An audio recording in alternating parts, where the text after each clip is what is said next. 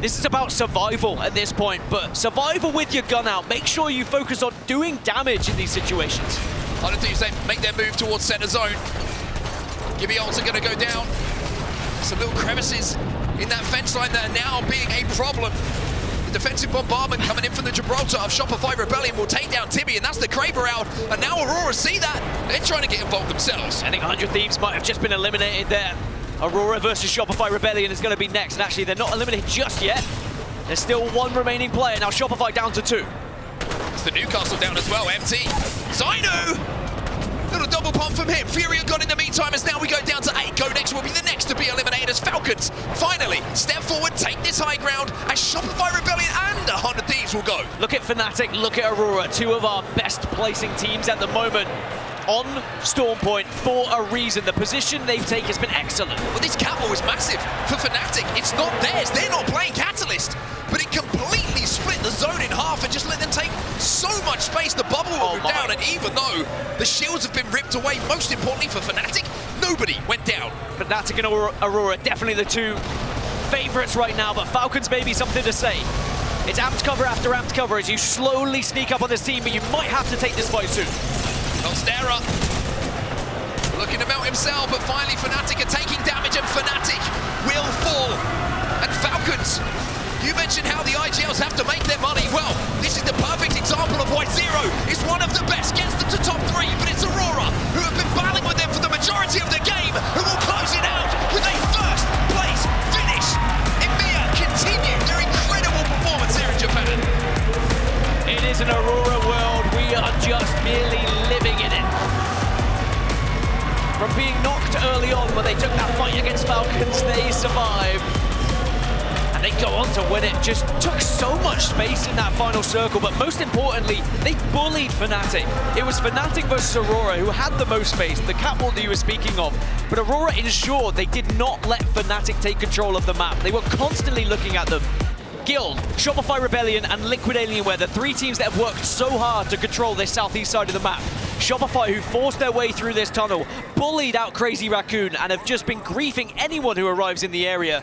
Now will be on the east, but it's Guild on the north, and Liquid Alienware, pretty much dead center, who are trying to take shots onto Shopify now. Shopify look to move up onto Liquid Alienware. Shopify being forced to use their bubble as well. It's a little bit of a desperation. Newcastle walled from them, but look at the space now that Guild have. Yep. This movement from Team Liquid has forced Shopify into a really precarious situation. Oh, Guild are actually pushing up on this a little bit as well. Shopify might just see their demise. They are stuck between 2 teams, absolutely obliterating them, and they will go down. It's a 3 versus 3, Guild versus Liquid. It's a straight shootout to be the champion of game number 2 in our winners' side of the bracket. Liquid Alienware, the BLGS winners. Phony, a man with a point to prove, trying to lead Guild to victory in this game 2. Slam on top of that rock, though, is going to slow this down. Remember, Liquid do have the Catalyst. They do have that chance to maybe drop a Dark Fate. Will they get a chance to? Nizzle send it, he's going to get taken down. Was the entry damage enough, though? Jesko trying to play behind the knockdown shield. Kurev, pretty healthy at this time as well. They're going to try and stick the res, but that just means it opens the door for them to flood in and claim their first victory here on Saturday. Team Liquid Alienware, your champions of game number 2. What a journey it was for Liquid Alienware in that game. The stick onto the Trident, the stealing of the Trident, then taking that position on the southern side. It all worked out perfectly. The execution, unbelievable from this team. In the group stages, there was a couple of worrying moments for Team Liquid Alienware, but now they're starting to shine and show the team that we expected to see here in Japan. They were unbelievable in scrims. Now, they look on top of the world. So they don't have that rampart available to them in this final circle. Neither do they have a Catalyst. Bubble has to come down in defense mode. C9 are trying to push, but look at that, A-Bomb! A-Bomb gets the knock onto Naughty! And now they counter slam, now they slide, and surprise, surprise, it's C9 who are the next victims of E36! It's just a hit list at this point. You do not want to go up against this team. 6 squads remain, Cloud9 eliminated. Our lobby leaders and our kill leaders in E36, but now the Dark Veil comes down. Fury are going to be holding the south side of this wall. A lot of conflict's going to happen in this building, but enter Force.36. They could wrap round on the western side if they want, and actually a really good opportunity to still win this game. 100%, they've cleared the entire side of the zone. Now they can completely control the space that they have earned. GG inside of this building. Will they have the time to watch this bubble disappear? Not before Team Liquid Alienware will disappear themselves and send it onto Furia now down in this low ground. Jaguars was a great shot, but hey, surprise, surprise, who wants the kills? It's E36! They enter with force, and it feels like it's been 36 times this game. As now they have the South, now they have the Newcastle wall, and now they will watch TSM, 100 Thieves, and GG all scrap it out. And they should, in theory, be able to just wait and pick up these pieces. Q is going to protect them from the bombardment as well, but look at the space comparatively that E36 have. GG make a good move though, just to bubble out and take a bit of space themselves, but they had to use that bubble first to do so. TSM used the bubble last, but look at the armor differentials in this endgame. TSM look weak. Every bubble's been expended here, and they're all about to disappear. Bang! As everyone now is trying to run through. TSM, the armor disadvantage might have been too much. Another KP goes to E36. 100 Thieves has gone as well. And here come E36. This could be a monster of a game. They win the game. Stand up and appreciate what you have just witnessed here in Sapporo.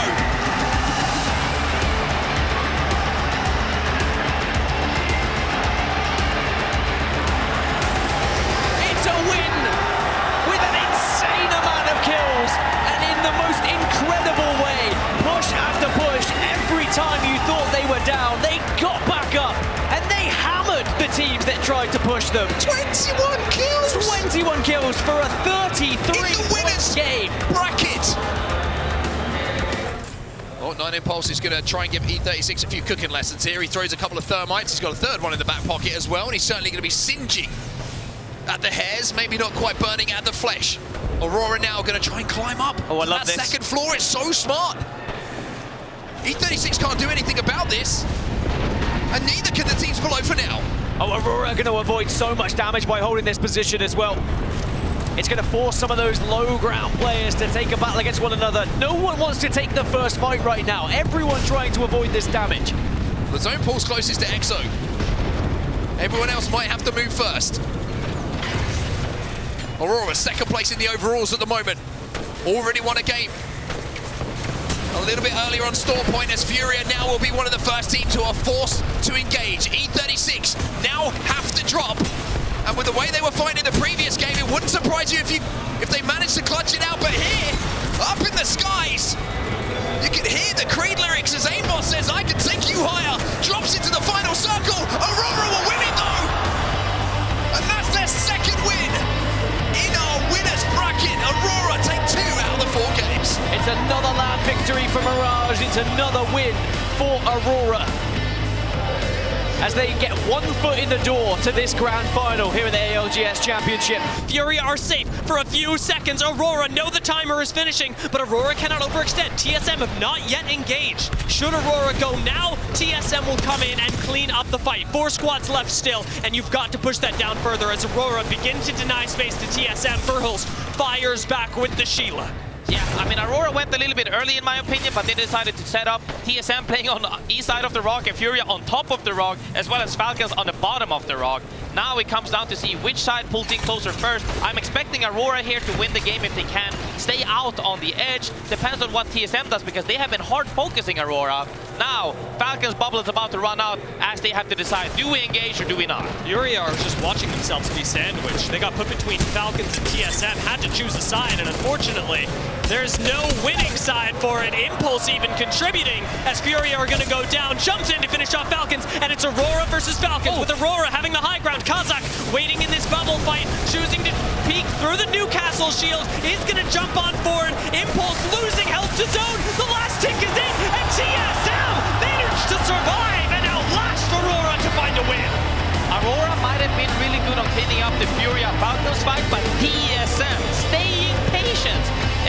And after that, they managed to bubble down, go in for a straight 3v3, place that Newcastle ult, made it so that they couldn't actually triple swing their bubble. They had to split up either by climbing or running around, and TSM just taking that fight like an actual 3v1, 3v1, just divide and conquer, which is what I always say. If you want a 1v3, divide and conquer is the way, but if you get 3v1, there's not much you can do. TSM taking this game really in a good-looking fashion. Now Enter Force.36 have Guild covering them on the high ground. This bubble, though, maybe a little bit early. Losing this cooldown could be incredibly punishing as Guild still manage the real estate of E36. If Guild decide you're going down, I'm sorry, but that's how it's going to be. And I'm watching Phony drop down. I'm seeing E36. Their lease is up. They've got nowhere left to go. Hiding behind this last sliver of a Newcastle shield. Out go the Thermite, but Aimbot's already down. Synap is down. Enter Force.36. They get taken out, evicted from the low ground. Aurora fighting for a height against Crazy Raccoon as Guild decided to drop down on E36. Big fight here between Crazy Raccoon and Aurora as they both are using their utilities.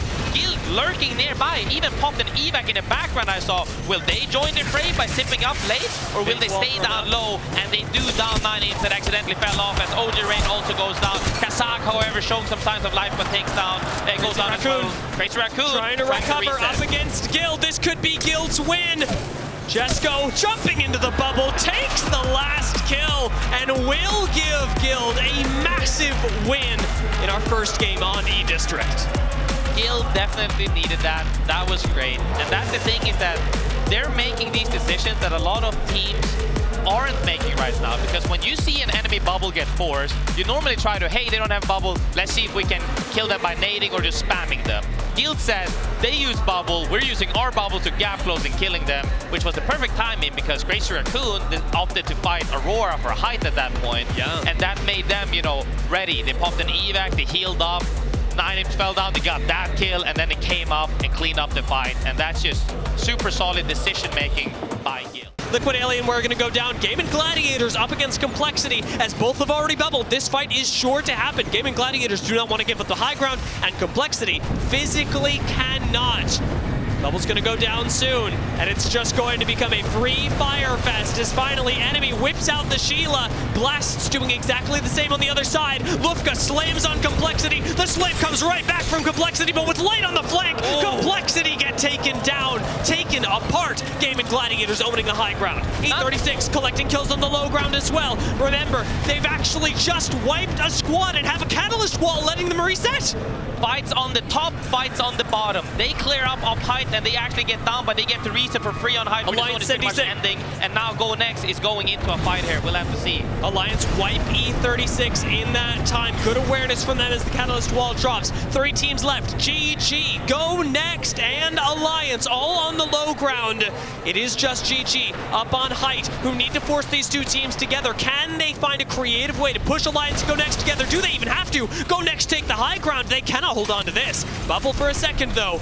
And Gaming Gladiators set up to watch everything. This should be their game. There should be no question. GG should have everything. Go Next commit onto the low ground. Alliance know they're going to fight. That is a huge nade on GG, but they've got time to reset for just a second. They're going to be dropping down soon. In come GG. Another catalyst wall to separate the fight. Go Next take the high ground instead. Alley-ooping everything as they finally drop down. It will be Go Next. It will be Go Next that avoid the fight and take the win.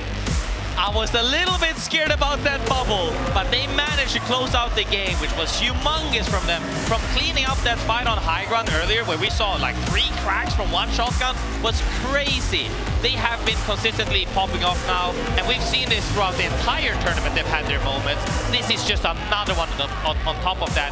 Will they keep this form up going into the next day? Because that game pretty much secured them at the top of this leaderboard as we're going into, you know, our final game later. I mean, it's moved Go Next up to 7th place. Yep. Higher than they were this entire day, and a much deserved finish for Koiful, Empty, and Sino sitting quite safely here. The zone does end in front of them. What I'm mainly looking for here, though, is the bridge, because that point and on top of the roof will be the two teams that will look down and shoot everyone, right? And as we see Shopify Rebellion getting naded out, as all the top teams are now pushing their attention to them. Teams, however, inside of the building, sitting quite comfortably because the zone ends quite near them. Shopify Rebellion could be in a spot to win this game, but on low ground, it's going to be a really tough one. Frag right on the outside. Liquid Alienware going to go down. That leaves them in 7th. Shopify Rebellion attempting to survive. Currently hold the 10th place spot and are climbing over the wall. Game and Gladiators to take on Furia, but Furia are striking back. Furia, who have called so many. Madness takes out Lufka, and Game and Gladiators are out. Furia take down another.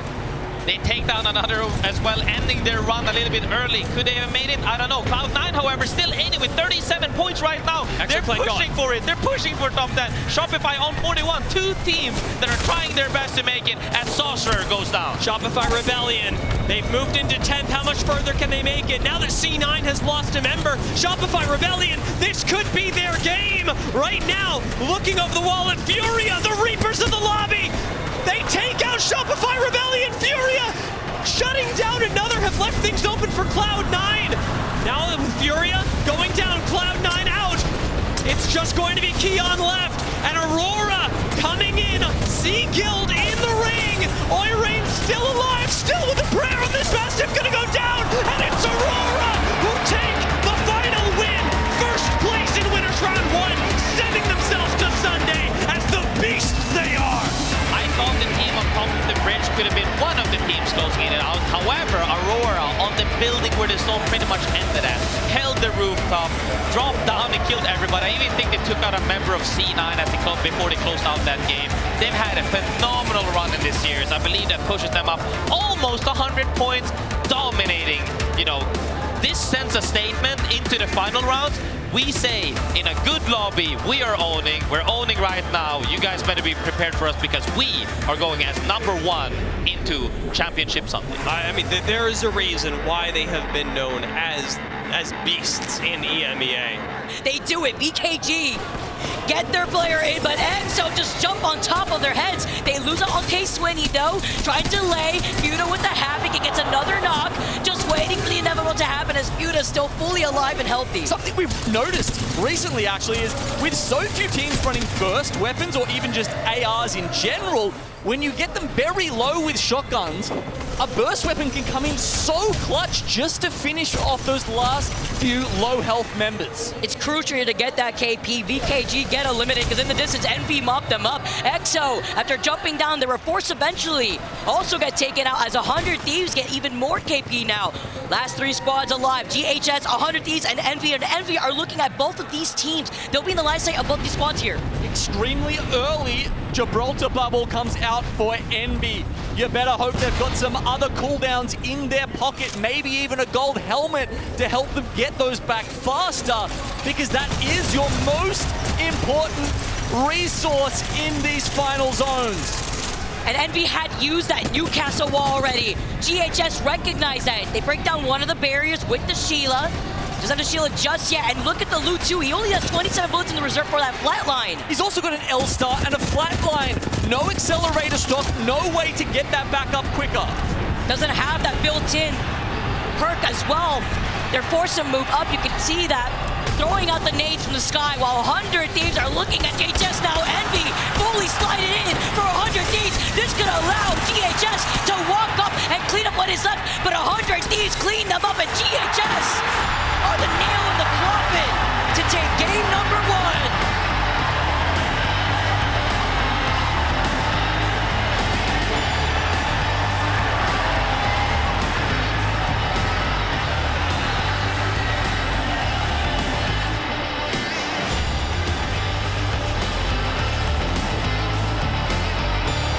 That is one rock star of a coach over there for the GHS professional.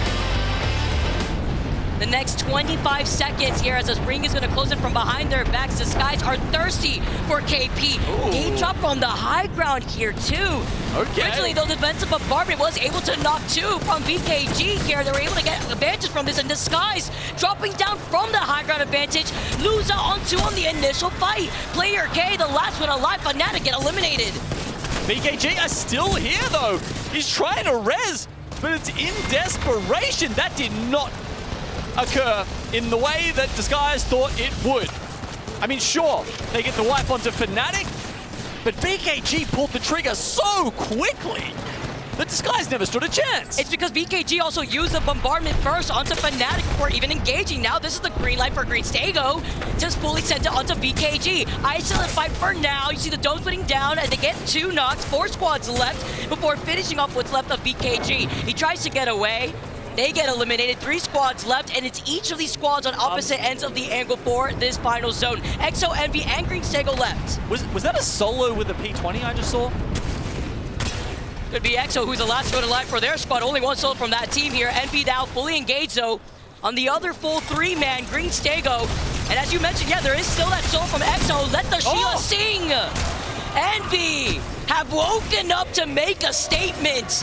Cleaning up Green Stego, and now EXO have been able to survive in 2nd place. Envy are your Game 2 champions. But all the props to EXO, we saw that they were left as a solo from the very beginning when they were getting pressured out over to the south side of Onsec. Okay, Virtus Pro, you can see they've had to give up the garage now. That said, they've still got that whole side of the tracks to themselves. EXO Clan now feuding with VK Gaming as LG take position up in the caravan. VKG don't want to take that fight against EXO too because they know that LG is waiting to see if they can 3P this while Disguise are playing up the low ground. The trade-off on those tracks is VP, Dragons, and Disguised. I don't know how VK Gaming and EXO Clan have not gone down yet. They were so close to each other. But VK Gaming have pushed themselves up into 4th spot, 22 points, and now the Mastiff rings out. It's because EXO just gave up that truck to jump on top of the heads of Disguise. Now Disguise are in some trouble, even though you can see those knocks here in the feed. Dragons move up, they stay alive. Disguise get eliminated. 4 squads left with this circle looking like a skittle. They're forced to move up. They're forced to prevent the res, but VP looking great. LG are just waiting for the perfect timing on the opportunity to try to take this game. I mean, Sykes has so much left on the Sheila. When he pulls that out, start getting scared because it's him going up against Virtus Pro. For free, LG walk up and they take game number 3. It's all about the patient play for Luminosity. The pop-up, the breath of relief. One of the better end circles I have seen so far. Sorry, I should say it's one of the better playing from a god spot from an early position in the game that I've seen so far this tournament. A lot of the times we've seen that, the team will close it out, but they'll play it in such a way that they don't end up with that many KP. The fact that LG win this and do it with 9 kills as well to net themselves 21 points in Game 3. Complexity, they were the ones with the headphones plugged in who just managed to hear Waltzy coming into the zone, but they want more than that. They want full squad wipes, and they'll get one onto VK Gaming. Now Virtus Pro sit on the other side of the small establishment to them. Fnatic now up to 3 reds with 8 KP in the bag. They want the dub.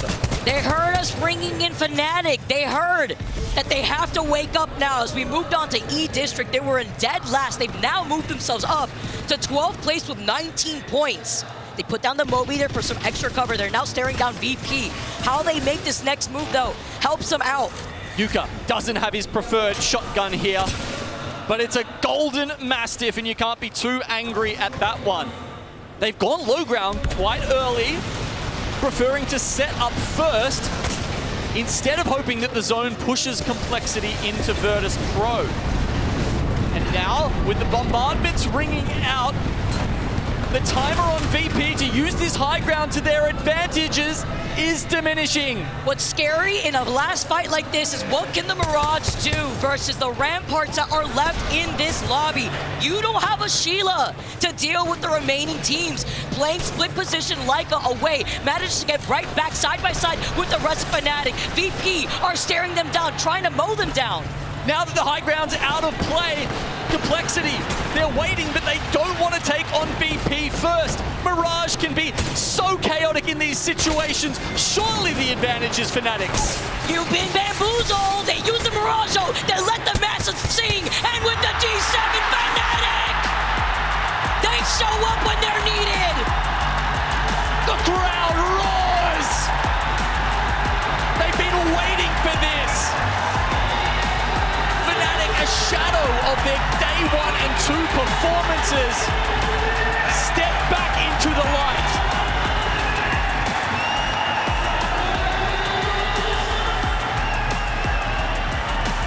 With plenty of KP coming their way. 12, in fact. ALGS and Hungry, one of the first teams that have to move here, and the decision is going to be a tough one of which angle they try and take. Crazy Raccoon, VK Gaming, FaZe Clan, all within about a hair's breadth of each other. As the zone will now force everybody to take action. Senji just waiting for the perfect opportunity now to pop that Gibraltar ultimate down. Tinks are coming in, but they're not the damage they would have wanted here. Not going to force that team off of height as they would have wanted, and now they have to rethink what the plan's going to be. This is where saving your castle wall is going to be very important as well. You might be able to create some space a little bit later. Team Burger have just lost one. That defensive bombardment has done the damage. FaZe Clan also just got a respawn, by the way. Mayhem here in this final zone. Finally, they're going to bubble here, Crazy Raccoon, and they were one of the last teams to bubble, but look how close everybody is. Somebody has to be evicted this, quite simply. Not enough beds at the inn for everyone to be comfortable here. Let's Crazy Raccoon go crazy onto Dragons and take them down. Can they survive though? FaZe are going to be the next target. Missing a couple of shots. No! Will finish him off. But I think Crazy Raccoon are also going to go down here. 5 squads suddenly remain. 1, 2, 3 just fell like that. And it's Complexity, who might be the last to move in here. Noctum Esports trying to hold the ground as well. The slam will come in just to buy them some time. VP gone in the meantime. We have 3 squads remaining in our final circle. Make that 2, as now Noctum looks to close out on Complexity, and Noctum Esports will win game number 5. The E-District specialists do it again. Somehow, some way, they find a way to get it done on this map. And just in the nick of time, we do not see E-District again here in the finals of the elimination. We go to Storm Point, but they got the points they needed. What an end game. What an end game that is. That's why we love this game. Just the pressure on every single decision. You can feel it, you can see it through your own eyes. It really is different. The more days that pass in this tournament, the more games that pass in this tournament, and the more that the pressure ramps up, every decision matters. Now the standoff. Exo Clan versus C9. And this is a straight shootout, and Shubi, well, he isn't going to be able to win it. C9 eliminated, that's devastating for them. They are outside of that top 10 as Team Burger now come in. Sharky was such an impactful player in that last fight. He's doing the same again here. Exo Clan did so well, but it's going to be all for nothing. Well, for 7th place, they'll take it, but Team Burger, such a good spot. All red armors, of course, but it's a matter of survival, just getting past this bombardment before they start to move. Team Falcons still alive. Team Burger is still alive. Zero Tenacity, who was spinning around on a Trident a few moments ago, now find themselves involved in an end game. ALGS and Hungry might be looking to send it on to Fnatic here, but they're just going to be met by the EVA 8. They're just going to get barrel stuffed. Leica and Yuka will take down ALGS and Hungry, and the Newcastle is there on Yuka as well to get the res. He peeks to make sure they're not getting pressured, and will be able to maintain that space. Yeah, Fnatic will be able to reset. Falcons are doing very well to stay alive and stay away from fights in the moment on the south as well. Sheila's going to come out. Fnatic continue to push. Oh! GES are going to be the next team. No! And they're down. Brigstego down, and Yuka is doing what he does best. Bubble goes down. Yuka now under pressure. Melzera, last alive here for Fnatic. He's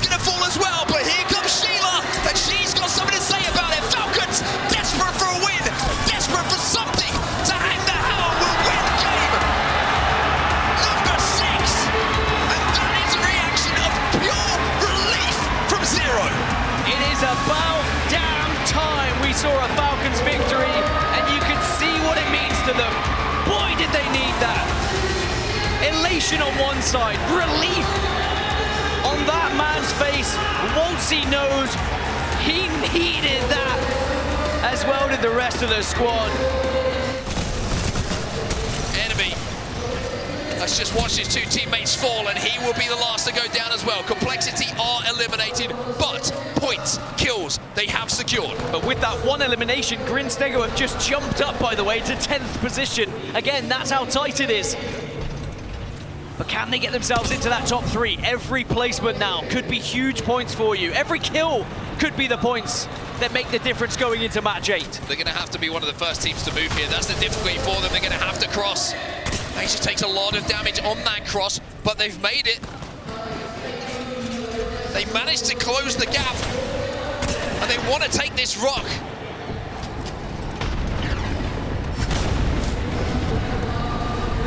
Time for the fireworks, as the defensive bombardments will come in from the Gibraltars.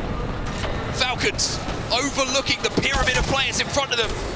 That's Grinstego, who have a chance to put their destiny in their own hands, will fall as we enter the last 3. Falcons still watching over. Are they about to go back to back to reassert their dominance in this tournament? Back to back is something that Hao is very familiar with in this exact zone. Zero Tenacity will be eliminated. Noctum taken down as well.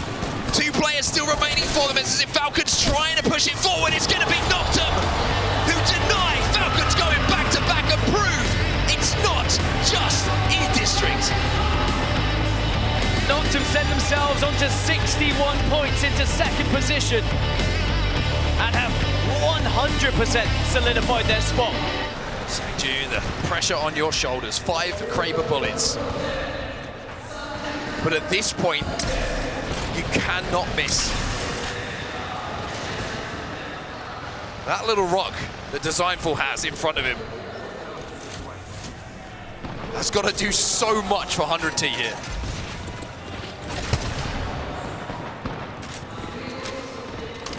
Falcon's the closest worry. Timmy winding up Sheila, and he is aware of their position. Big damage coming in as well. And it is not as simple as tying with LG. 100 Thieves, Crazy Raccoon, they would have to surpass LG because of the good tiebreaker that LG currently hold. But 100 Thieves, could they do it? Remember, at one point, they were on the brink of elimination. Crazy Raccoon might find themselves eliminated here. Sanju knows! And it's a rampage of all things in the hands of Imperial Hao. Crazy Raccoon will not be making match point finals. They are out of this. 100 Thieves get sent. 100 Thieves are getting sent. Designful on his own. Designful on his own. Noctum eliminated. Design versus Falcons. He can't win it. Falcons win. 1 point away. Oh my God, 100 Thieves. 1 point was all they needed. But it's 1 point that they will not get. LG hold on to 10th position. 100 Thieves give it their best chance and their best go at it, but fall short right at the final hurdle. They needed the win. Couldn't quite get there. GHS, a valiant effort as well, but they fell short. And in the end, LG hold on. And Complexity just checking, realizing they will also be through to the match point finals. Of course, we will confirm all 10 teams shortly for you, but it is heartbreak for the squads that came so close here.